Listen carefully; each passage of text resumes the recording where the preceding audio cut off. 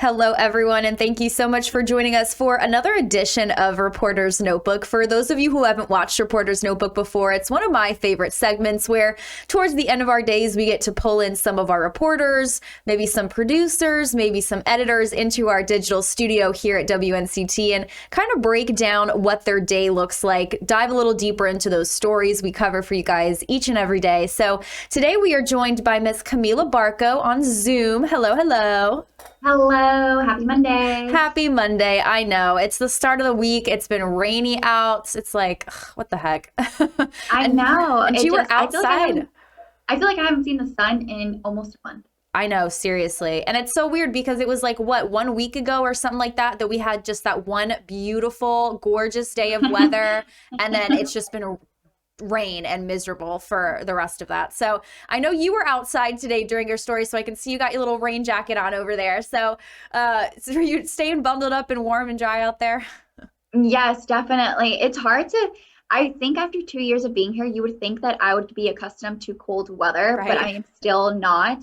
But today I was just happy to be outside, not because of the weather, but just because of the story. And it was non-COVID related. It was just something different, and it is something that I've followed before. So I think just getting to see something in action was probably why I like this story. Exactly. And we were just talking about this before we came on, because of the pandemic, it's been hard. A lot of events have been canceled. It's been hard to get out there and get footage of things. So a lot of times, we pull footage from older stories or footage from some of our sister stations and use some of that if we can't get out there. And so it's really fun when we do get that chance to get out there and shoot our own footage and kind of see what's going on. It's just so much more interactive and more fun for us.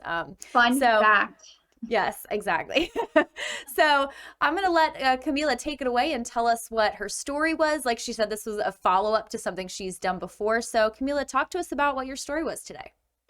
So today, the city of Jacksonville actually went and just demolished a boat, but it was for a good reason. And we have something called the New River here, and it's a local waterway, and a lot of boats actually anchor themselves there, or their owners anchor their boats on the New River.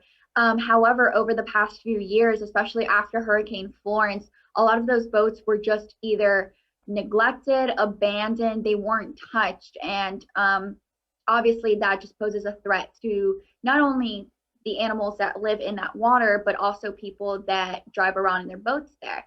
So today, they were able to they had already taken out the boat from the water a while back, but today was the actual day where they just knew that this boat was never going to work again. It was already sunken, took a like slice a few feet into the water. It was just no use. Jacksonville so they waterways. just made the decision It's been on our radar since Florence. The owners of the Marina Cafe see those neglected vessels. Definitely. And do they have any other plans for other boat removals? Because, in that footage that you got to take today, you could see tons of different boats, all along the water, outside of the water. So do they have any plans for further removal of other boats as well?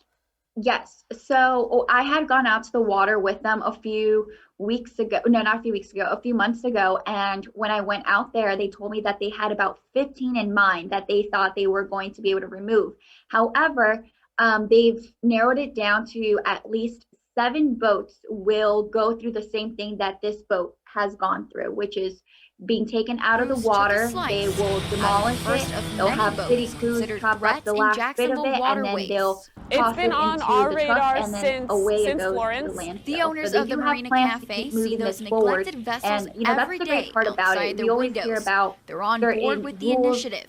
being Took a put in slice place or out of the ordinances, first of many and boats it's considered hard to threats see in if when Jacksonville city officials waterways. are actually It's taking been on action our on these radar rules. since And today Florence. just proves The owners that, of the the Marina city of Cafe see Jacksonville those is neglected committed vessels to every day taking outside care their of the local windows. waterways They're and on board removing with some the of those initiative. neglected Bruce vessels took a that are slice just damaging out of the the river. first of Definitely. So what's some of the reasoning that, these boats get left behind? In my mind, I'm like, you spend so much money on a boat and keeping it up and you want to, have that for a long time. That's, a big investment. So what is kind of happening to these boats out here? Are they getting damaged because of storms, or are people just kind of, what's the deal with these?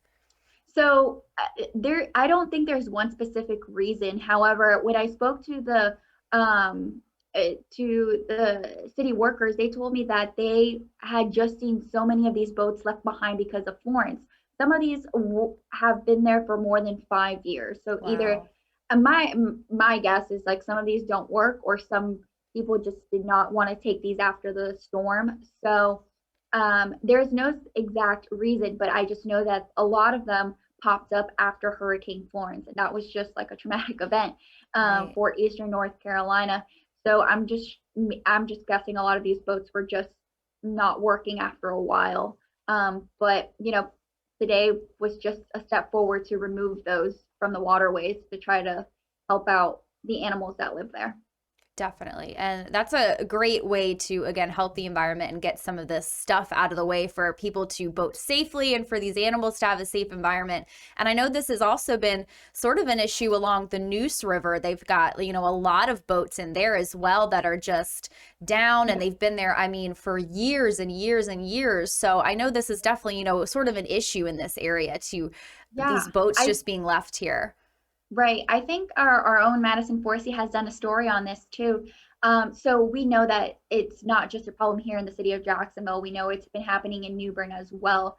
I'm not sure exactly what steps New Bern has taken, but at least for today, we know that city of Jacksonville is taking care of their own waterways. Definitely. And maybe that's a step and kind of a, you know, an eye opener for other counties and other cities to look at that and say, that's a great idea, great another step we can take to kind of, you know, leave, you know, Hurricane Florence in the past. Because like you said, it was such a disastrous event for the people in this area. And, you know, to have kind of those boats there as a reminder is just another thing that, you know, we can get rid of and lighten that load. So.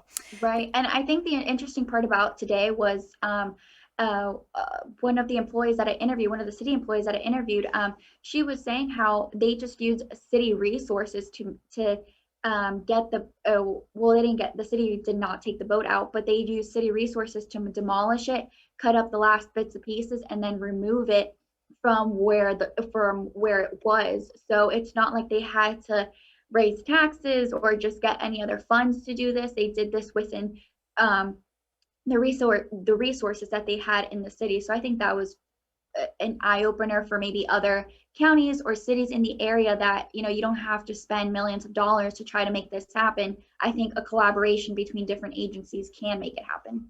Awesome. Well, everybody, that was Miss Camila Barco, 9 on Your Side's Camila Barco. Thank you so much for joining us for this edition of Reporter's Notebook. If you guys want to check out more on Camila's story about this boat removal going on in Jacksonville, you can check that out at WNCT.com. And Camila, I hope you stay warm and cozy and enjoy the rest of your week. I'm not sure when the next time we'll get to chat is, so it was always good seeing you. And thank you for joining us, and thank you guys for joining us for another edition of Reporter's Notebook. Have a great night.